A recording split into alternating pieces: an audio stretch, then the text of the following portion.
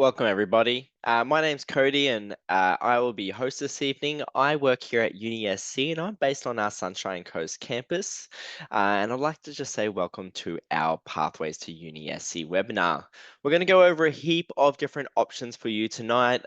Everything from how to gain entry, what areas of the program you need to look at to make sure that you have all your entry requirements, but also the best steps to get there. As well, a little bit later on, we do have one of our current students who just graduated, Stacey, who's going to join us for a panel discussion and talk about her pathway and all the different options she had available to her throughout her study journey. Now, if you do have any questions this evening, you'll see a Q&A tab at the top or bottom of your screen, depending on what device you are using. Feel free throughout the whole presentation to throw any questions you might have about your study options or pathways or what study may look like. And our team, Jody and Charlie, who are helping us out from the Future Students team, will jump in and answer those as soon as possible. If not, save yourself for the Q&A at the end and throw in some questions. But if you do, like I said, have any questions throughout the evening, please throw them into the Q&A tab. We'll be able to answer them throughout the night. We acknowledge the traditional custodians of the land on which we work and live and recognize their continuing connection to land, water, and community. We pay our respects to elders past, present, and emerging. So we really just want to remind you guys that a lot of you are possibly looking to go on that study journey, and we just want to remind you that you really do have this. UniSC has a wealth of support services, and it's a true community on campus and online, from academics, peer students, as well as all our services available to you, that you are definitely on the right track attending tonight, but also going through the steps of what does study look like for me? Is it my best option? Is it going to get me where I want to be? And our goal tonight is to be able to help you kind of move down that journey of like, what does this look like? What does the commitment kind of look like as well? But how am I going to get to the finish line? Because all of us go on to study, like I'm a past student myself. We all go on this journey to get to that finish line, to have that dream career and have a job that we truly love. I studied a Bachelor of Business, majoring in marketing and strategic communications. But we do have some other professional staff here tonight as well who also have past study experience with UniSC and other tertiary providers here in Australia. So a little bit about UniSC. We are actually a multi-campus university. We have our most northern campus, Fraser Coast, up in Hervey Bay, which is a really great community. It is one of our smaller campuses, as well as Gympie and Caboolture. That what I really like about these campuses is they have purpose-led degrees. So all their programs that are available specifically on these campuses are designed for you to study locally and gain employment locally. So programs such as nursing, social work, human services, pathway programs. Like we have a really amazing TPP program called Tertiary Preparation Pathway, which is a fee-free bridging program. We'll talk about it a little bit more later. And all these programs are designed for you to gain employment in those local footprints, which is pretty cool. We also have two major campuses, Sunshine Coast and Moreton Bay. So our Sunshine Coast campus, I'm actually based here myself. I moved to the Sunshine Coast footprint in the last 2 years and I really love living in this area. This is what we call quite a large university campus or a full service campus where more than 90% of our degrees are available on these campuses. Moreton Bay is a really unique campus because it's actually only around 5 to 6 years old, and it comes with a lot of vibrancy being a brand new campus because it has brand new smart tech facilities and therefore can offer quite some specialty degrees that not any of our other campuses can offer. Specialties around engineering, computer sciences, as they do when they design a lot of these buildings and facilities, they've been able to put in that technical infrastructure in to make it quite a hands-on learning experience for our students. As well as all our amazing campuses, we do also have online study options, or for a lot of our students, might want to do the combination of both. I know for me, when I decided to study, it was really important to me for choosing an institution that had that flexible learning, as I was already in my working journey whilst I wanted to go back and study and upskill. And that might be something that's important to you as well. So when it comes to UniSC, there's a number of ways to look at the programs that might interest you. So we have more than 120 UniSC degrees available for you in an undergraduate level. And the best way to understand what is the best steps forward to know that if I'm, available to study these programs is first you want to check the campus offering. First you want to find the program. Maybe you're passionate about primary education, as you can see here. First, you want to go jump on our website, check out the program and go, what campus is this available? Is it available online? Is it a local campus near me? Do I have to move for this campus offering? Then I want to check the selection rank. As you can see here, the word ATAR and selection rank is a requirement you need to gain entry. Now, there is a few different options to you. For example, selection ranks can be decided if you have previous work experience or previous study experience, such as maybe you've studied at TAFE or an RTO where you've done a Cert 3, Cert 4, or a diploma, and you've been able to get a ranking score out of that to use to gain entry. Now, there are some key programs that also have prerequisites. Not all our programs have prereqs, but there is a handful that might have a maths, an English, or a science available. Now, this one here says primary education says that you need a prerequisite of English, mathematics, and it even says science. Now, as of this year, the science has officially been removed, which I believe is so good. It gives us a lot more flexibility, but no need to worry. If you do not have that prerequisite requirement, such as an English or a maths, we have a fantastic bridging program, as I mentioned before, that you could actually just tick off that unit to meet that prerequisite requirement to roll onto that bachelor's program. And we'll talk a little bit more about that later on.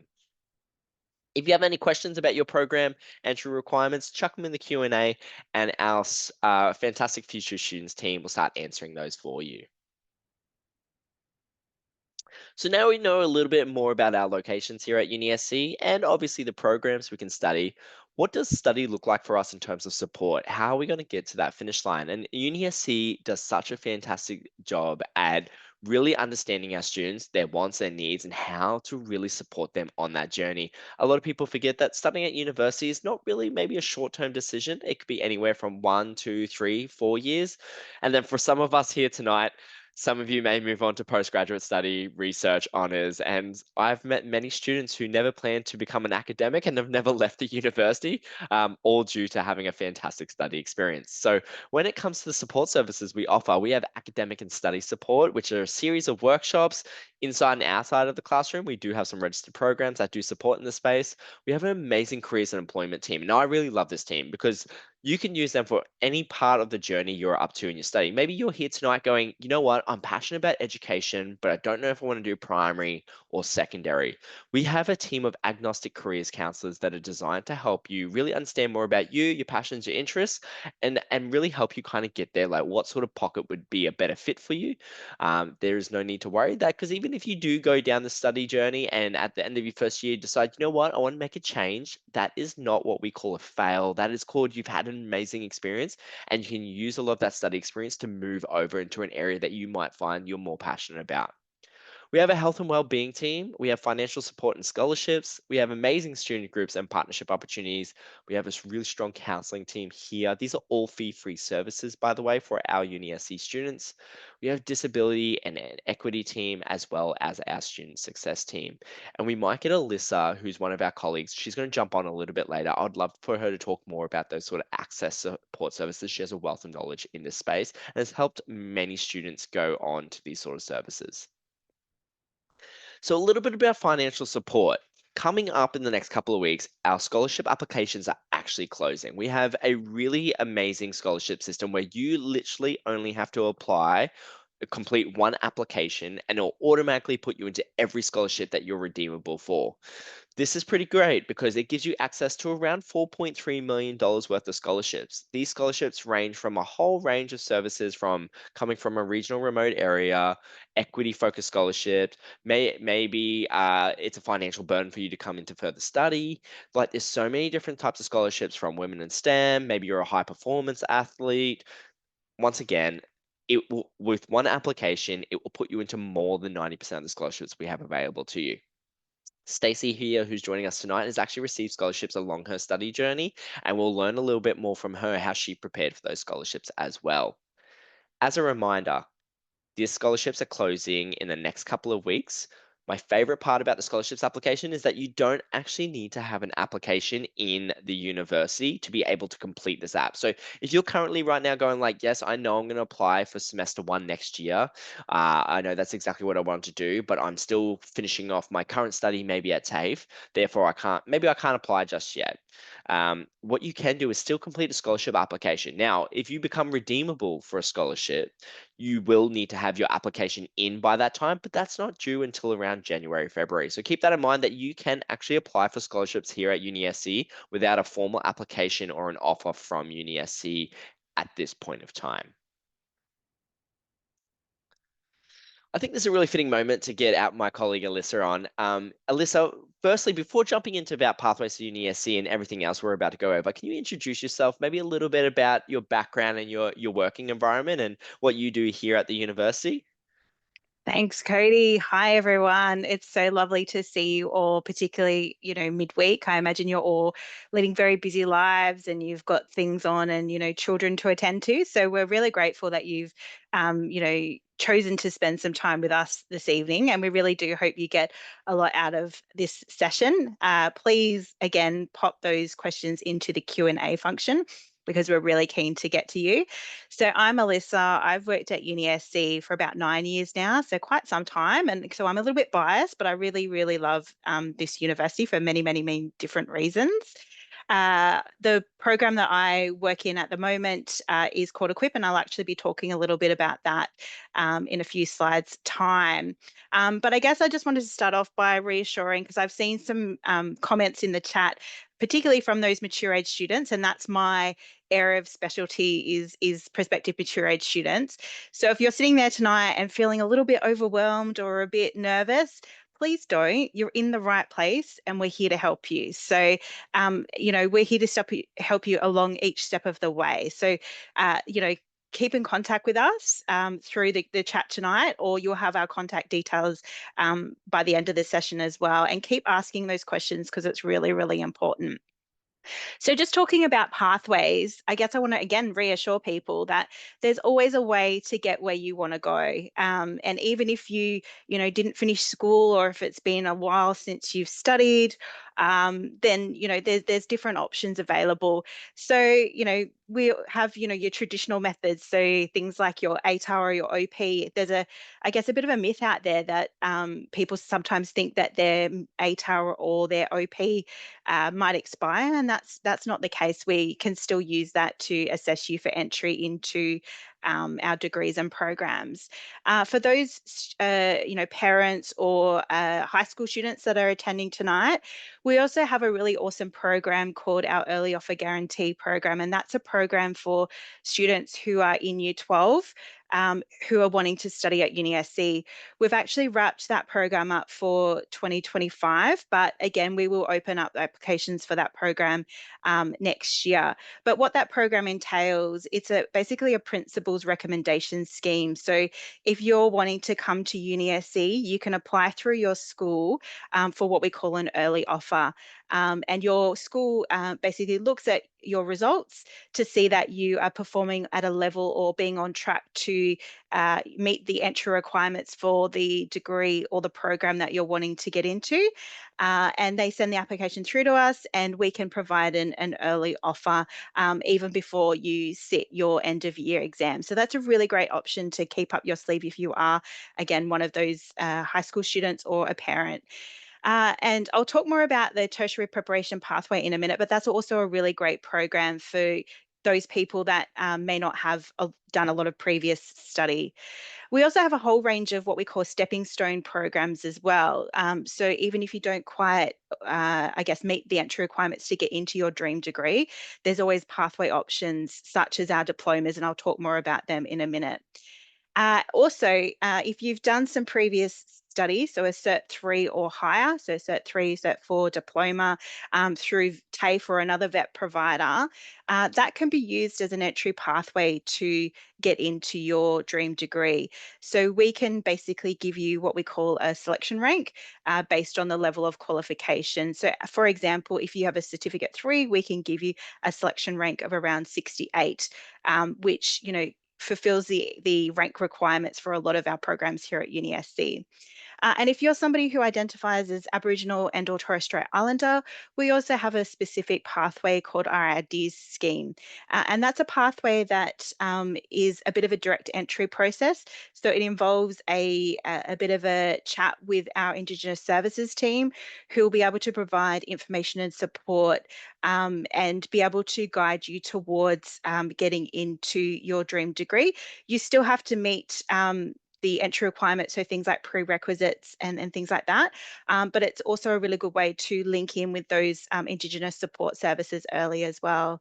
And we also have our Access UniSC scheme as well, which identifies, I guess, different experiences of people. So people from regional areas or who have studied particular subjects at school and gives them some additional rank points towards their rank to get entry into the degree that they would like. So we'll just move to the next slide and we'll talk more in depth about some of these programs. So as mentioned, our Tertiary Preparation Pathway Program, or TPP for short, is a really, really fabulous program. And it's very low risk in the sense that it's a free bridging program for domestic students.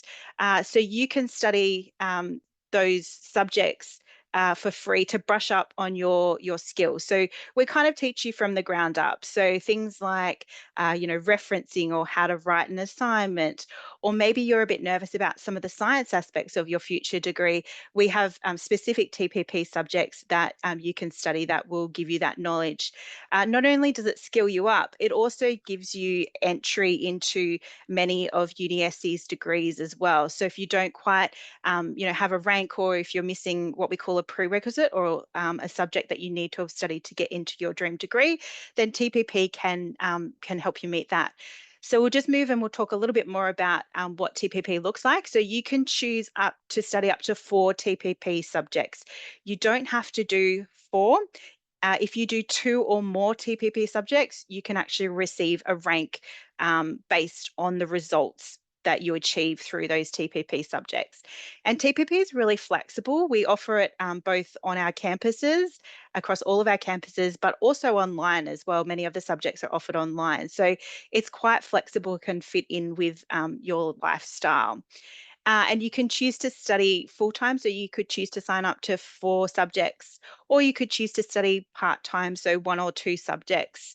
And we also have what we call an intensive mode over that summer period, which is called Session 8. And that's an intensive 6-week study period. We have limited number of subjects available through that study period, the Session 8 study period. But it's a really good one for those that might want to still get into uni in time for that trimester 1 entry in February next year, but maybe missing those entry requirements. So if you've got questions about Session 8, please pop them into the chat or contact one of our team. And as I said, we use your grades from TPP to be able to give you a rank, which you can then use to get entry into many UniSC degrees. Our pathway diplomas are also really amazing because they're almost a bit of a mix. So they're kind of a bit of a mix of, say, something like TPP, as well as those first year university degrees. So they're a 12-month full-time program, but you can study them part-time. And they're really for people that maybe have a bit of an aspiration to study in a particular area, but don't quite meet the entry requirements, or are feeling a bit nervous about going straight into a bachelor's degree.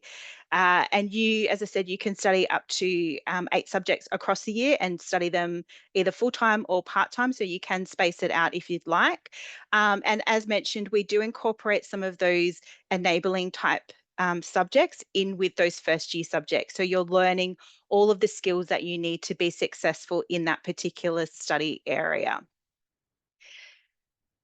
So just moving on, talking about my favorite program, which is my baby, called the UniSC Equip program. And this is a free government funded program to help adults who are thinking about returning into any kind of study. So that could be at TAFE or at uni, doesn't have to be with our uni. And we're all about, I guess, sitting down and having a discussion with people about what their goals are and giving them the information, the resources, and the skills to be able to meet those goals. And we do that through a variety of different functions. So we deliver short workshops on a variety of topics at all of our campuses as well as online. We also offer individual consultations as well. So if people just want to have a chat with one of our team about their individual circumstances, we can do that either over the phone or via, say, a Teams conference as well. We also provide vouchers, QTAC vouchers for those that are wanting to go on to apply for university study, which covers the cost, which sitting is around $155 at the moment, for them to be able to apply for university. So please, if you're interested in this program, I really encourage you to visit our webpage, which is just usc.edu.au/equip.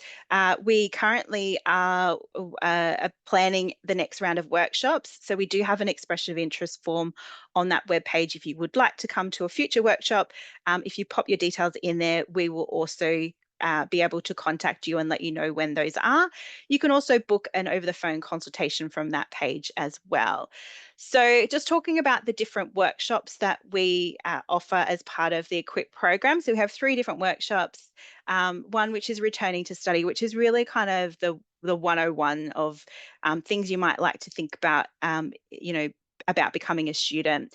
Our second workshop is really an opportunity for people to explore different career options, because one of my favorite sayings is you don't know what you don't know. So a lot of people aren't maybe aware of the wealth of career options that are out there.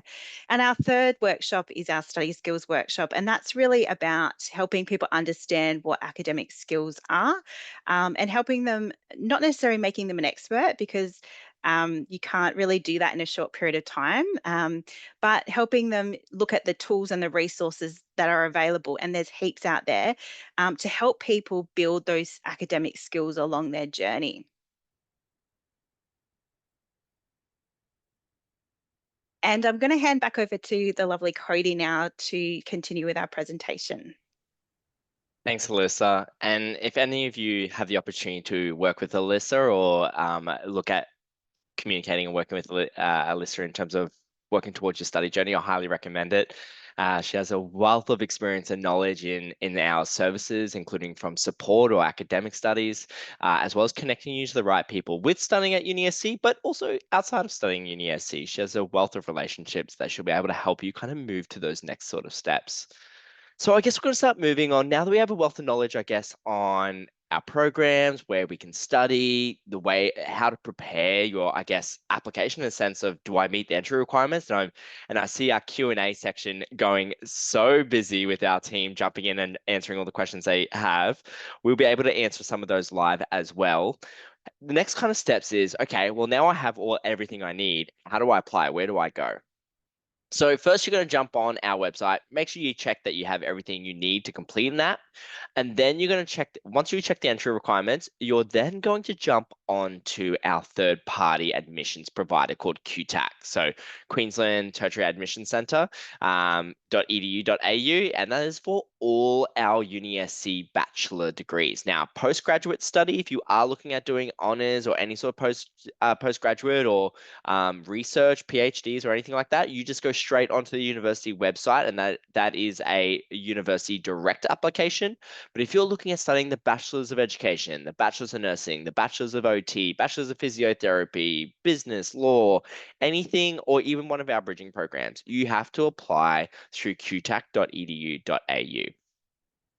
Now, if you are having any problems with that, please, we'll send you more information tomorrow morning, including a copy of this presentation, including what we're going to be able to do tonight is actually help you on that study journey. It does come with an application fee to complete a QTAC app, and we're going to give away fee-free QTAC vouchers. These are valued at roughly around $155. So because you have attended to that tonight and we're here to help you on that study journey, we are able to give away free QTAC vouchers. This will help you obviously ease the burden of that financial pressure to be able to complete that application and move you on to that next part of your journey to get you well and prepared for 2026. Now, please don't feel like you have to jump on this right now. We will send out a link as tonight, but we'll also send out a link tomorrow morning with a copy of this presentation. All you have to do is fill out all your details, and we'll be able to send you a special code that you can use to complete an application. This is my favorite part of the evening, which is our panel Q&A. We're going to have Stacey, who's going to jump online with us, as well as Alyssa, who's going to jump on camera. And we're going to be able to ask them a series of questions. Some of them are kind of pre-organized because they're questions that I really want to find out, but also some of the questions that we have popping up here in the Q&A function, we're going to ask these special team members who have a wealth of knowledge in this space. So if you have more questions, please chuck them into the Q&A tab. We'll be able to answer them live, and our team, Jody and Charlie, will be able to answer them as well behind the scenes as much as possible.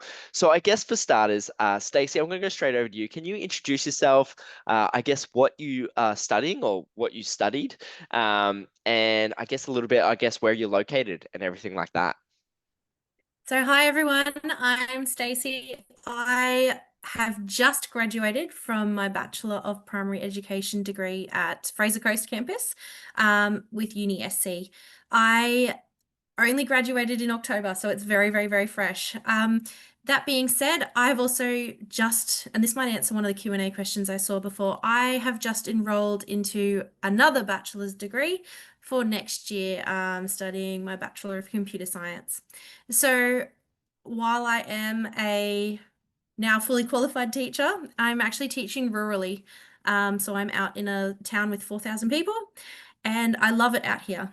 My whole reason for going on to a second degree is that I wanted to upskill. I found that there were some gaps with what I needed to know being in a rural community, and I am using my new degree to plug those holes. So absolutely loving my degree and where I am.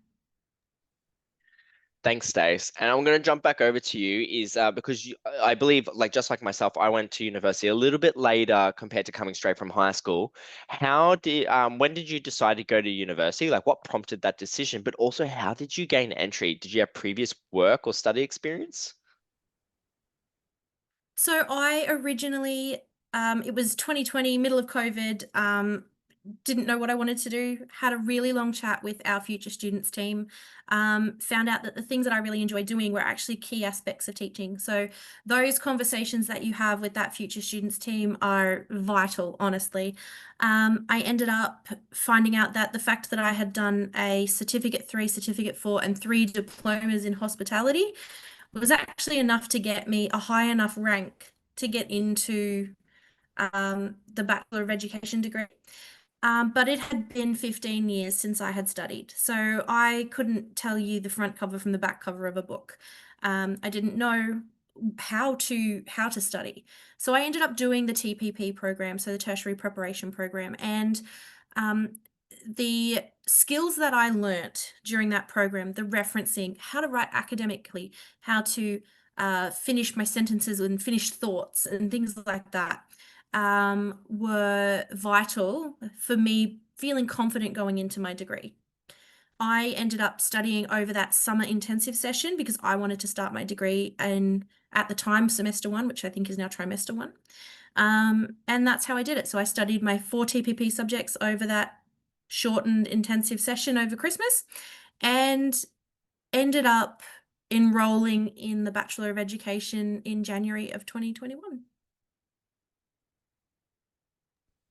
So it's been a long study journey, it sounds like you're not finished just yet, but I do hear these stories quite a lot with students who have a passion of learning, especially in education. It's really great to see that obviously you learn such general skills and you want to teach, but working in regional remote areas and being able to now upskill further and provide those, I guess, those students the best amount of care in your teaching is I guess the type of teachers we all want for our kids, obviously. I know I've got a little 2-year-old who's going to go into school in the future, and we already are looking at those options. Like, what does this look like? Is this the best step for us? And it's a really tough decision, and having teachers like yourself who are very self-motivated to be able to provide a really high standard teaching environment is obviously the best way to go, which is really cool. Um, Now, I do want to go over to Alyssa in a second, but I do get kind of hooked on like what that study journey is because a lot of people forget when they sign up to a degree, we talk about it, it's not a 1 year program. Like your first year is you kind of have a taste test of all these different areas. I know for business, I had to do subjects like economics and accounting and finance, and I'm sure in education you have to do some pretty some subjects that you might be outside of your interest area as well. But there's one big component now I found in business, work integrated learning or going on to a placement or an internship experience, like really helped me. I was able to gain employment out of my work experience. What did your placement journey kind of look like in the Bachelor's of Education, and what sort of opportunities came out of those sort of work experiences? So for placement options with the Bachelor of Education, it's actually spread over your 4 years. It's not like one work integrated learning placement right at the end. So you get a taste within the first 6 months of your degree. You get a taste of what it is like to be in a classroom for 2 full weeks. It is 2 5-day weeks, Monday to Friday. There are different bursaries available to cover those things for you and help you out with finances if you are someone who does work full time, like I was at the time. So, and that is something. So, the first year you get 2 weeks at the beginning, and then in the second semester or trimester two, you get 2 more weeks in that first year. Your second year, you have a 4 week placement. Your third year, you have a 4 week placement. And your fourth year, you have a 4 week placement. So that rounds out your placement. You get a lot of hours of practice in front of students, but those work integrated learning opportunities allows you to build connections, build relationships, build future employment opportunities. And from those work experiences that I did, those placements, I was able to gain employment at the school that I'm currently at. I was offered the job before I had even entered my last final semester. So I already knew I had that job lined up at the end of my degree. That's fantastic. And I think this kind of leans into my next question for both Alyssa and Stacey for yourself.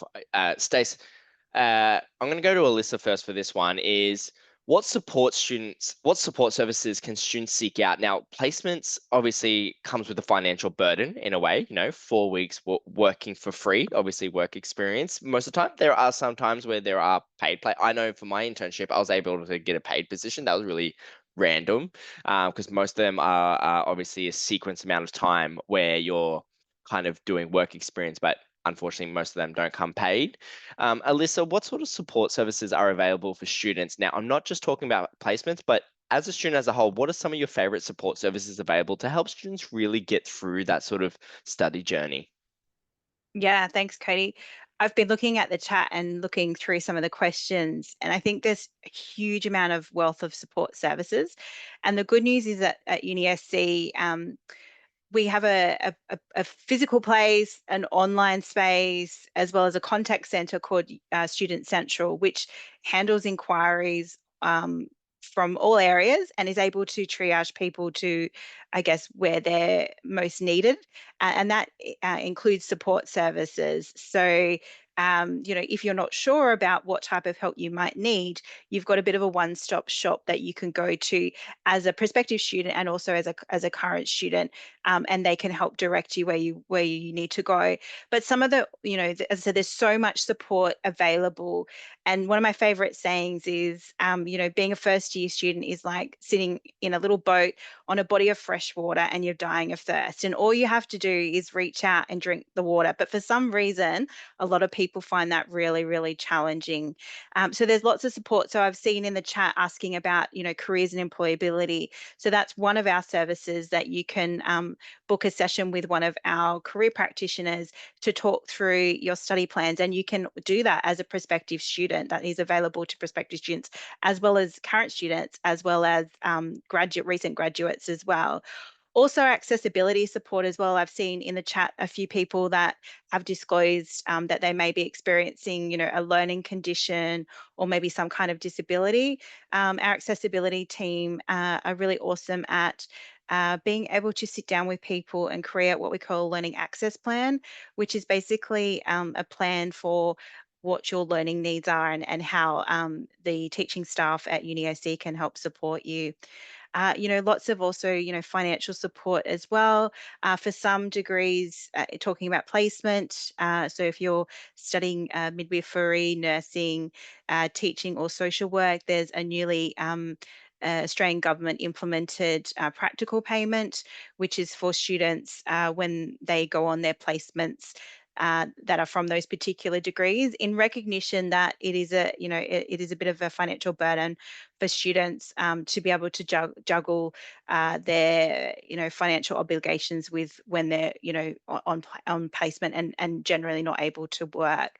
So I guess I'd really recommend to people, my biggest piece of advice is to make yourself aware of what support is actually out there at the university, and make the most of it, and not just from, when you start to find maybe something's getting a bit challenging. Do it from day one. Do it early and often. That's one of my other favorite sayings is, connect with these services and utilize them. Thanks, Alyssa. And Stace, for you, I think Alyssa covered so many great services we have, but I know you've utilized some of these services. And the big ones I would like to know is that you've actually you've applied for obviously the general scholarship application, but you've also applied for some unique ones as well outside of that grouping. Can you tell us like what that journey has looked like in terms of if you've received a scholarship? Were you a new student? Were you a current student? Were they for different types of uses in terms of were some for placement, or were they from where your background is from or where you're currently studying? So I've received a range of different scholarships. The first one I received was for a new student. It was an equity bursary. I lived in Hervey Bay. I was in we were a small town. I'd lived there my whole life. Moving away, I might have been 35, but moving away was not something that I was particularly keen on doing. So I did end up getting that bursary at the beginning. And then I also received a couple of other bursaries throughout. However, the big one that I got covered my final prac and placement was the Tim Fairfax bursary that the university offers, and it's a little bit different where you have to write a little passage about why you want to go rural or remote for your prac. And in doing that, I was able to receive that bursary. That covered all of my food, my fuel, and accommodation while I was out on prac, so I didn't need to worry about those things. The only thing that I needed to think about prior to going out was making sure that I had packed the right suitcase. But I think I have used every single one of those services that Alyssa mentioned throughout my 4 years at university. And if I had known at the very beginning to go looking for those things instead of waiting until halfway through my 3rd year or halfway through my 2nd year, I would have been so much more comfortable at the very beginning. I wouldn't have felt like a fish out of water at the very, very beginning. And I love this university. So for me to realize just how important it is to reach out for those services, that's a pretty big step, and it's something that I encourage everybody to do. Thanks, Stacey. And it's great that you've been able to achieve more than one scholarship. A lot of people would assume it's really hard to get, but to be honest, if you my favorite part about is the scholarship system is that they gave out 1,500 scholarships last year, and technically 1,700 students were able to receive a scholarship. Now, I don't know how they do the 200 person difference. I haven't worked that out, but some of these scholarships are obviously split payments as well. So these are really cool, and there's a lot of good opportunities out there, and you just got to apply. And just like Alyssa was mentioning before, you really just have to apply yourself and seek it out. If you seek it out, the odds are you're going to end up 2 steps ahead. So I think that's a really important frame of mind to use when it comes into the study journey is network, create relationships, seek out support, and ask us extra questions. Always ask us extra questions, I find, is always helpful. A really great question that's come from the audience, and I think this is a really great segue to move into is, can you do TPP courses even if you have the rank you need for your program? I'll go over to Alyssa for this one. I think she has a wealth of knowledge in this space. Yeah, both Stace and I are nodding that you definitely can. And a lot of people I work with, they may have the rank or entry requirements to get into their dream degree, but they're still feeling that little bit nervous about going into study. And TPP is a really great option for those people. As I said, as long as you're a domestic student, then you can access TPP for free. There's no requirement that you don't have to have met the entry requirements already. You can definitely do TPP. It's a really, really good option. Yeah, especially just even look, even if you don't want to do the all 4 units because you meet the entry requirements, TPP 101 is the best unit in the world. Like I attend a lot of these classes as a professional team member, and I drop in and I help out with like what we call check-in points, where we're literally like a success team. We talk about those next steps and help them on their study journey. And I sit in on some of these lessons, and there is parts like how to like seek out journal articles in a more efficient way. You think it's like, oh, this is a little bit dry. And I'm like, and I sit there for a class and I'm like, this would have been so helpful for my whole 4 years of study. It would have made my life so much easier around referencing, academic writing, how to seek out online journals, how to apply that to your study and your case studies. Like it would make your life so much easier. So yeah, TPP 101 is one of those great units attached to the TPP program that I highly recommend. You'll get so much out of it, and it'll make the rest of your degree so much easier.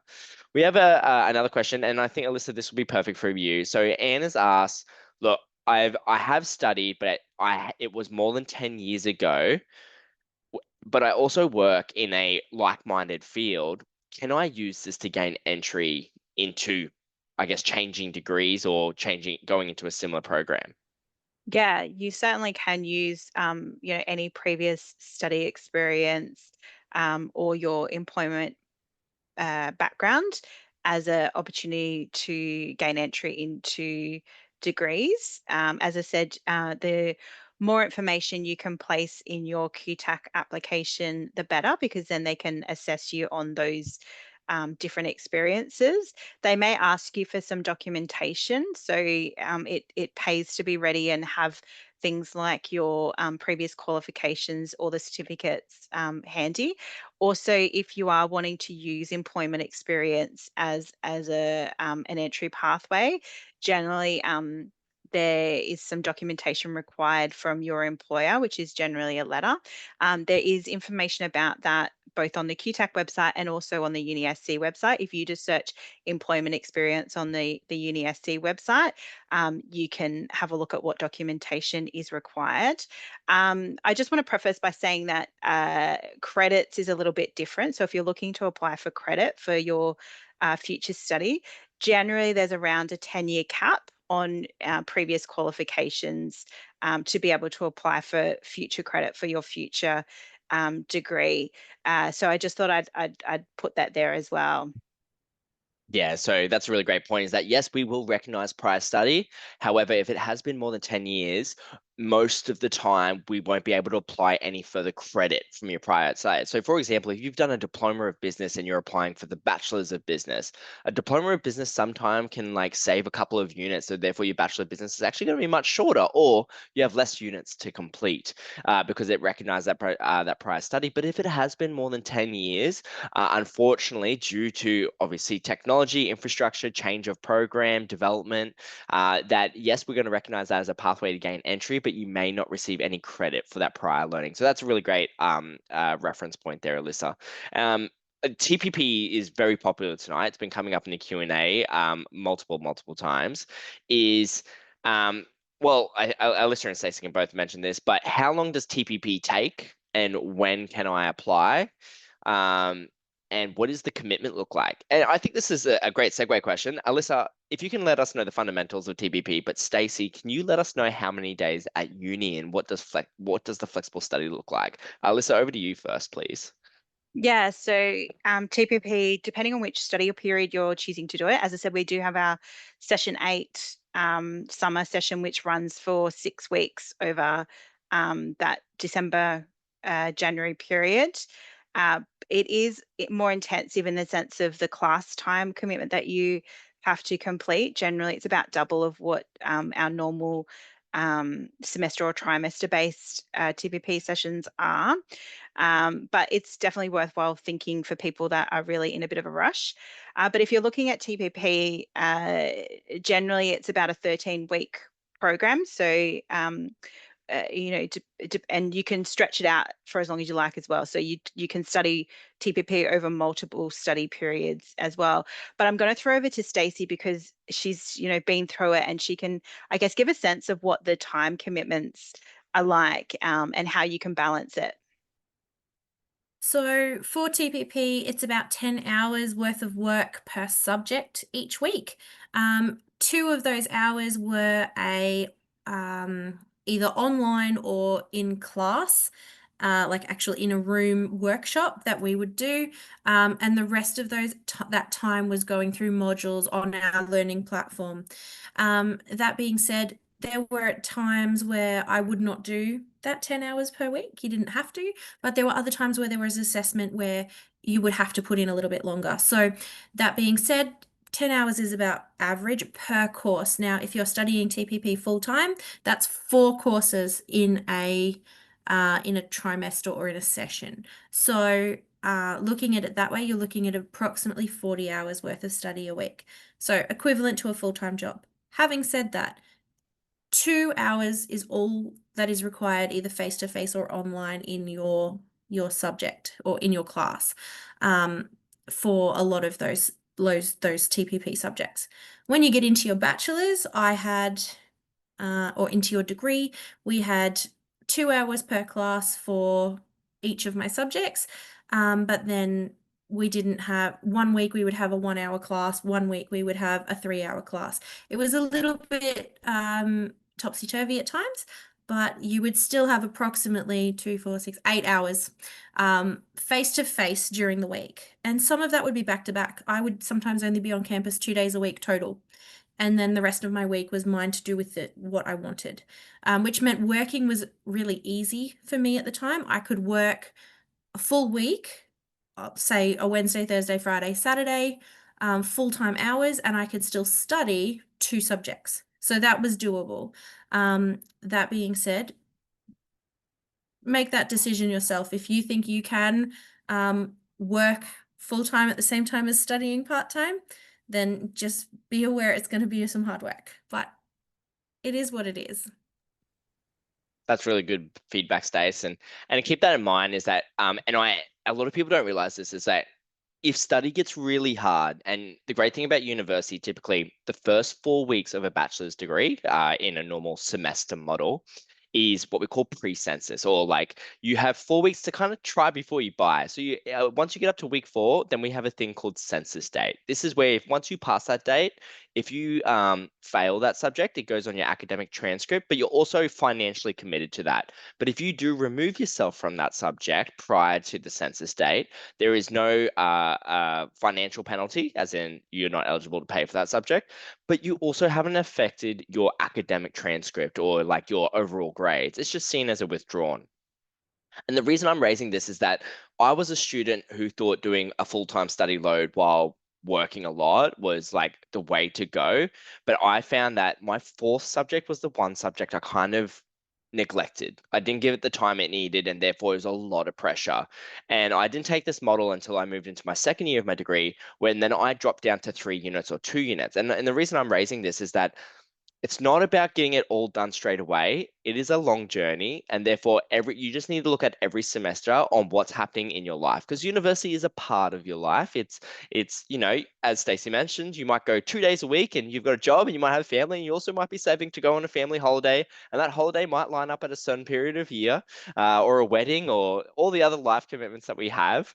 And it's something to keep in mind that when you are on that study journey, it's about getting to the finish line the safest way possible. So if you are jumping into 4 subjects and it's a little overwhelming, don't be afraid to be like, you know what, I'm really loving these 3. Yes, I know I need to get this 4th one, but I know that if I drop this 4th one and I commit to these 3, I can get this semester done, and I'll see where I am at next semester. Because the one thing that UniSC is doing also very well in the near future is that it is moving to a trimester model. And we're not going to jump in that too much because every single program is so different, but there are certain programs that are moving out into what we call a trimester. So that means you could have a certain subject that might be available in semester 1, but also, trimester 1, as well as trimester 3. And then you're going to start seeing this rolling out over the next couple of years, depending on what degree you are studying.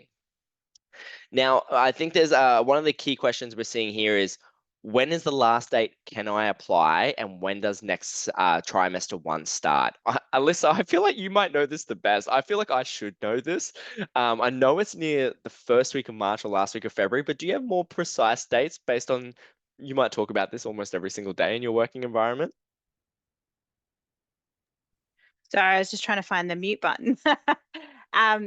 Yes, so Generally, the sooner you apply for programs, the better. There are some programs that have a firm closing application date. So if you head to the UniSC website and type in application dates into our search bar, it will give you all the information about when the deadline for those programs are and whether applications are still being accepted into certain programs, because once we are full, we do close applications, hence why it's better to apply early. In terms of your the schedule, if you're looking at studying in what we call trimester 1, which will be our first study period uh, next year. So our orientation week for trimester 1 will be starting the Monday, the 23rd of February. And that's an opportunity for new students to come onto campus or online and I guess get a real sense of the program that they're about to study and all the key information. And then the actual classes for your program will start the following week. So that'll be the 2nd of March. We already have enrollments open for trimester 1 next year. So you can already start to enroll in your subjects. In terms of if you're looking at how you're going to schedule your time, our timetable for trimester 1 next year is released that you can see it on the 10th of December. So you can start to have a look and see what classes are available for the subjects or courses that you're wanting to enroll in. And then generally you can actually enroll or choose your classes from Monday, the 12th of January. So as I said, there is a bit of a timeline in terms of, working towards that beginning of semester. Alyssa, you raised a really good point. And this is something I want to raise. If you are someone who wants to get into study for the first time and it's been a while, but you also are juggling a lot of other commitments, the sooner you apply and go through those sort of steps and gain entry into your program, if you're one of the first people to be able to enter when timetables open up and being able to pick the study plan that suits you best, because you will find, for example, a lot of first year subjects might have multiple slots across the week. It might be a Tuesday morning, a Wednesday afternoon, and then a third slot might even open up on a Thursday morning. What I would highly recommend is that the more organized you are and being able to jump into those key points on the first release dates, the more control you have of what your timetable can look like and how you can control your study journey and your study plan, as well as all your personal commitments and life outside of that as well. So definitely keep that in mind. There are certain programs that because the cohorts are a little bit larger, it means they do open up more slots, because you might not realize this, but we do not operate as a university where you're sitting in a room of 300 people. All our classes are maxed out at roughly 25 students. I haven't seen any 30 students, unless what they do once you pass 30 students is they have 2 teachers. For example, maybe it's an anatomy nursing lab, and therefore they might have a bigger laboratory available. Therefore, they'll have 2 academics in there to run that class, because obviously first year anatomy subjects across all of our health programs are quite busy, quite large, and they're multidisciplinary. For example, you might be in the same class as nursing students, midwifery students, biomedical science students, all a part of that first year anatomy subject. That's just one random example. There's a really good question here, and I work with a lot of these students, is that I've completed a diploma of nursing, and should I be applying? Now, this was about 7 to 8 years ago, but should I be applying for the graduate entry into the Bachelor's of Nursing? Alyssa, I'll go over to you for this. I have a lot of knowledge in this space as well, but Alyssa, you also work with these students. Can you provide any advice for Sanjay? Yes, so in terms of the graduate entry for nursing is for those that already have an existing bachelor level qualification. So it wouldn't include if you've got a diploma, but we do have a pathway for those that have a diploma in nursing where you can apply for up to 8 subjects to be credited towards your Bachelor of Nursing degree. There is a bit of a time I guess, commitment on that in terms of how current your diploma needs to be. So I would highly recommend you have a chat with UniSC and to give them the information about when your diploma was completed them with which provider, and they should be able to give you some more information about your eligibility to get some credit from your existing diploma. Yeah, thanks, Alyssa. Yeah, so making sure that is an AQF diploma, or you're an enrolled nurse registered with APRA, and you studied obviously completed your studies in less than the last 10 years. So as Alyssa mentioned, please talk to student services about your direct qualification and make sure you have your program code and everything with you, because they will be able to answer that. And you can just give them a phone call. We'll provide their details very soon, but we'll also send them out to you first thing tomorrow with a copy of this presentation.